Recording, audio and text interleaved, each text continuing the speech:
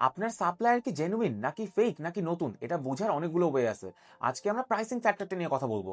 ধরেন আপনি চায়না থেকে আদা ইম্পোর্ট করতে চান, এখন আপনার সাপ্লায়ার দরকার।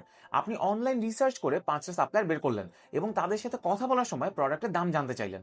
তখন একজন সাপ্লায়ার আপনাকে বলল $700 পার টন, একজন বলল $1200, একজন বলল $780, আরেকজন বলল $1000 এবং 5 নম্বর ব্যক্তি আপনাকে $670 বলল। এখানে কিন্তু 5 ধরনের প্রাইসিং। এই প্রাইসিংটাই সবচেয়ে ইজি ওয়ে টু আন্ডারস্ট্যান্ড যে আপনার সাপ্লায়ার কত বড় কাজ করে, মার্কেটে কি রেট চলতেছে এবং সাপ্লায়ার কি এক্সপিরিয়েন্স নাকি নতুন। কিভাবে বুঝবেন? দেখেন, যেই সাপ্লায়ারগুলো 700, 780 এবং $670 রেট দিল, তাদের রেট কিন্তু কাছাকাছি, তার মানে এটা মার্কেটের রেট, সাপ্লায়ার এক্সপিরিয়েন্স।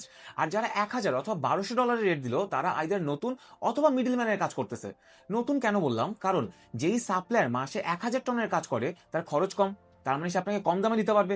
এবং যেই সাপ্লায়ার মাসে 100 টনের কাজ করে তার কস্টিং একটু বেশি আসবে। একজন এক্সপিরিয়েন্স সাপ্লায়ার প্রথম চালানে $200 প্রফিট করার কথা চিন্তা করবে না, কারণ সে লং টার্ম বিজনেসের কথা চিন্তা করবে।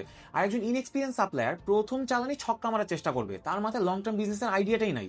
এই জন্য প্রাইসিং দেখলেও আপনি বুঝতে পারবেন যে আপনার সাপ্লায়ার কি আসলে এক্সপিরিয়েন্স নাকি ইনএক্সপিরিয়েন্স। যাই হোক, কালকে আরেকটা আইডিয়া শেয়ার করবো, এই জন্য এই রিল সেভ করে ফলো করতে কিন্তু ভুলবেন না।